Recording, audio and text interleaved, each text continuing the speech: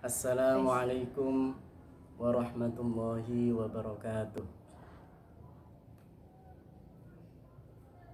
Bismillahirrahmanirrahim.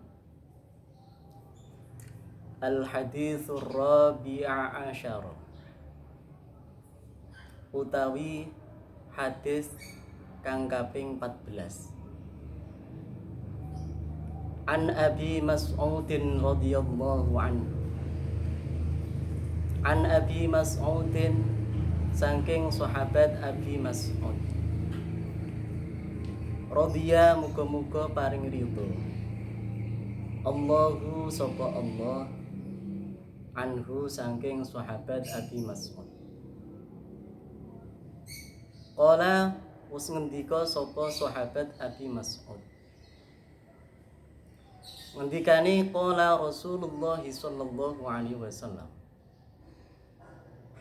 Qala wis ngendika Rasulullah sallallahu alaihi wasallam, sapa Rasulullah sallallahu alaihi wasallam. Isi ngendikane Rasul, la yahillu damu mri'in muslimin illa bi ihda thalathin,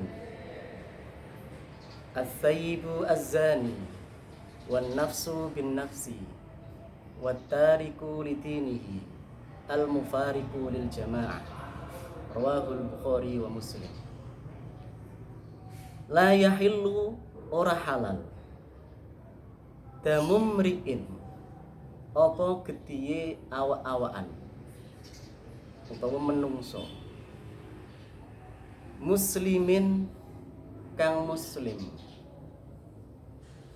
illa bi ihda thalathin, kejaba kelawan salah sijine telu perkara.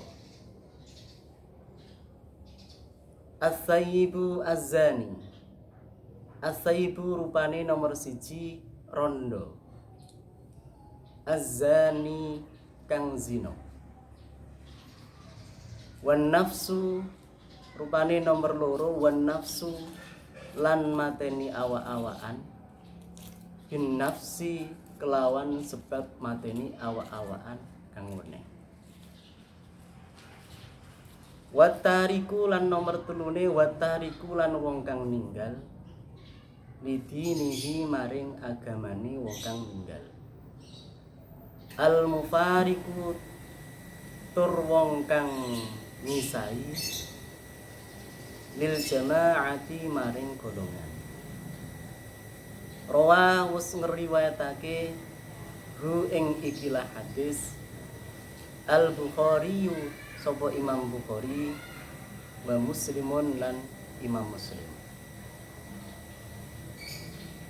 Dalam hadis yang ke-14 ini menerangkan bahwasanya tidak dihalalkan, tidak diperbolehkan mengalirkan darah sesama orang muslim, baik laki-laki ataupun perempuan, kecuali kepada tiga kelompok, tiga orang kelompok.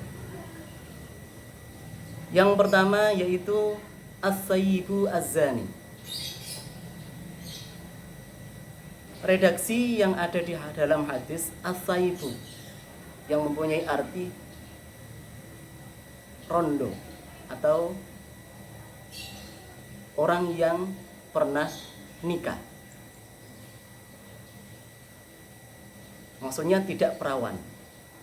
Tapi maksud dalam hadis tersebut as-sayyibu az-zani di sini adalah orang yang pernah melangsungkan akad nikah secara sah. Jadi berlaku untuk laki-laki dan juga untuk perempuan. Sama. Ketika ada orang yang zina, posisinya, statusnya sudah pernah melangsungkan akad nikah dengan sah, maka orang tersebut berhak untuk dirajam. Atau dalam hal ini disebutkan dalam kitab fikih, pembahasan kitab-kitab fikih disebut dengan zina muhson, orang zina yang dijaga.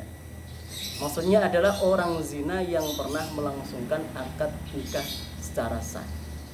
Nah, ini diperbolehkan. Maksudnya halal untuk mengalirkan darahnya. Itu kelompok yang pertama. Kelompok yang kedua yaitu wan nafsu bin nafsi, membunuh manusia dengan membunuh manusia yang lain, sama-sama muslimnya. Dalam hal ini disyaratkan, ulama mensyaratkan bahwasanya membunuh orang lain ini disyaratkan harus tidaknya minimal mukafaah. Yang dimaksud mukafaah adalah status, derajatnya orang yang dibunuh dan yang membunuh minimal itu harus sama. Atau orang yang membunuh derajatnya lebih rendah daripada yang dibunuh. Contoh misalkan, orang Islam membunuh orang Kristen, orang kafir. Maka dalam hal ini orang Islam tidak boleh dibunuh. Halalnya tetap, darahnya tetap haram. Karena apa? Karena orang yang dibunuh itu derajatnya lebih tinggi daripada orang yang membunuh. Makanya minimal mukafaah, sama derajatnya. Wattariku lidinihi al-mufariqu lil jamaah. Yang ketiga yaitu orang yang telah meninggalkan agama Islam atau disebut dengan orang murtad. Orang murtad di sini juga darahnya halal untuk dialirkan.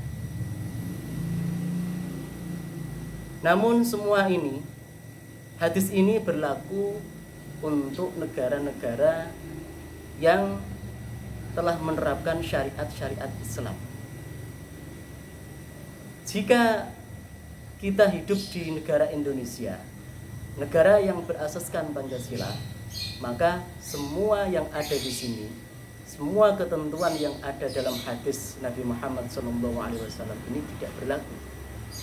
Karena apa?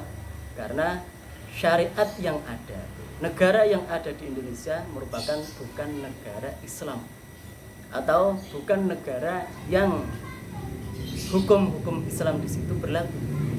Beda dengan negara-negara misalkan Arab Saudi, negara-negara yang memang telah menerapkan syariat Islam, maka diperbolehkan.